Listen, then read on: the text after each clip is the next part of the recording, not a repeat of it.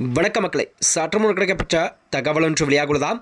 பாஜகவா வேண்டாம், தாவைக்கவுடன் கூட்டணி வைப்போவா, துணை முதல் பதவியாவது ஒப்புக்கொள்ளுங்கள்.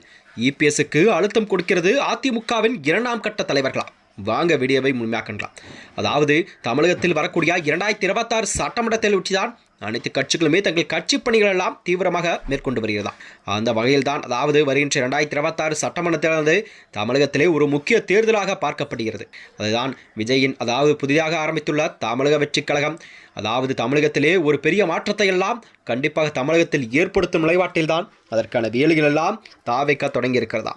அது மட்டுமின்றி வர இருக்கும் 2026 தேர்தலை முன்னிட்டு அதிமுகவுக்குள்ளேயே ஒரு பெரிய உட்கட்சி வாரம் என்பது நாளுக்கு நாள் தீவிரமடைந்தது என்றும் அரசியல் வட்டாரங்கள் பேசப்பட்டு வருகிறது. சமீபத்தில் கூட கருத்து கணிப்புகள் மற்றும் கள நிலவரங்கப்படி அதிமுகவின் வெற்றி என்பது கண்டிப்பாக வாய்ப்பு குறித்து ஒரு சாதகமாக இல்லாத நிலையில்தான் பாஜகவுடன் கூட்டணியை துண்டித்துவிட்டு புதிதாக களமிறங்கியுள்ள தமிழக வெற்றி கழகத்தில் தலைவர் விஜயுடன் கூட்டணி அமைக்குமாறும் கட்சியின் 2ஆம் கட்ட தலைவர்கள் எல்லாம் பொதுச்செயலாளர் எடப்பாடி பழனிசாமி மீது ஒரு கடும் அழுத்தத்தையெல்லாம் அவர்கள் கொடுத்ததாக அரசியல் வியூகமெல்லாம் வகுக்கப்பட்டு இருக்கிறதா. அதாவது அதிமுக பாஜகவுடன் கூட்டணி வைத்த நிலையில் பாஜகவை விட்டுவிட்டு தாவைக்கவுடன் கூட்டணி வைத்தால் கண்டிப்பாக தமிழகத்தில் வெற்றி பெற முடியும் என்ற நிலைப்பாட்டில்தான் அதிமுகவின் 2ஆம் கட்ட தலைவர்கள் எல்லாம் எடப்பாடி பழனிசாமிக்கு அழுத்தம் கொடுத்ததாக அரசியல் பேசப்படுகிறதா. பாஜகவுடான கூட்டணி கண்டிப்பாக வட இந்தியாவில் பலம் வாய்ந்ததாக இருந்தாலும் தமிழகத்தில் அது திராவிட வாக்குகளை பிரிப்பதில்லை, மாறாக கட்சியின் சிறுபான்மை மற்றும் நடுநிலை வாக்குகளை பாதிக்கவே வாய்ப்புள்ளதாகும் அதிமுகவின் 2ஆம் கட்ட தலைவர்கள் நம்புகிறார்கள். எனவேதான் பாஜகவை மட்டுமே நம்பி கண்டிப்பாக தேர்தலை சந்தித்தால் அதிமுகவின் ஒரு பாரம்பரிய வாக்கு வங்கி என்பது கிடைக்கும் பலன்களின் அளவு கண்டிப்பாக மிக குறைவாக இருக்கும் என்று எதிர்பார்க்கப்படுகிறதா. அது மட்டுமின்றி இபிஎஸ்ஸிடம் அதாவது வாதிடுவாக கூறப்படும் இதன் காரணமாகத்தான் பாஜகவே வேண்டாம் என்ற குரல் கட்சிக்குள் ஒரு பலமாக ஒழிப்பதாகவும் கூறப்படுகிறதா.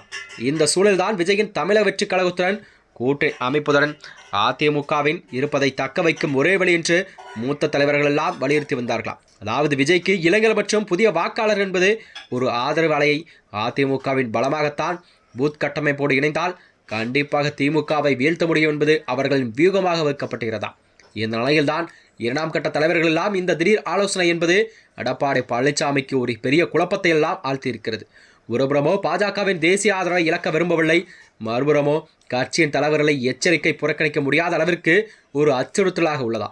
இம்முறை கண்டிப்பாக சட்டமன்ற தேர்தலில் கட்சி தோல்வியுற்றால், குறிப்பாக 3ஆம் இடத்தை பிடித்தால் கட்சியின் எதிர்காலம் இல்லை என்று அவர்களின் வாதம் வலுவாக இருக்கிறதா. இந்த நிலையில் தான் வருகின்ற 2026 சட்டமன்ற தேர்தலில் கண்டிப்பாக அதிமுக பாஜக கூட்டணி அமைந்தால் அதிமுக 3ஆம் இடத்தை தான் கண்டிப்பாக தள்ளப்படும் என்று எதிர்பார்க்கப்படுகிறதா. ஏனென்றால் ஆளும் திமுக அரசு கூட்டணியை வலுவாக வைத்துக் கொண்டிருக்கும் நிலையில்தான் அதனைத் தொடர்ந்து புதிதாக ஆரம்பித்துள்ள தமிழக வெற்றி கழகத்தின் விஜயம் கூட 2ஆம் கட்ட அதாவது 2ஆம் இடத்தை பிடிக்க அதிக வாய்ப்பு இருப்பதாக கூறப்படுகிறதா. இந்த நிலையில் தான் இப்போது அரசியல் சூழலில் எடப்பாடி பழனிசாமிக்கும் வாய்ப்பு மிகவும் சவாலாக நிறைந்தவை. அதனால்தான் கண்டிப்பாக அவர் பாஜகவுடன் ஒட்டி கொண்டால் குறைந்த இடங்கள் மட்டுமே வெற்றியாட்சியை இழக்க அபாயம் உள்ளது.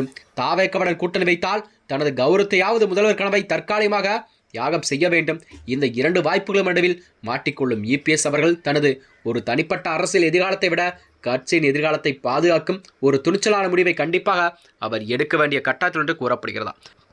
மேலும் இது போன்ற வீடியோக்களை தெரிந்து கொள்ள நமது சேனலை மறக்காமல் சப்ஸ்கிரைப் செய்து கொள்ளும். நன்றி, வணக்கம்.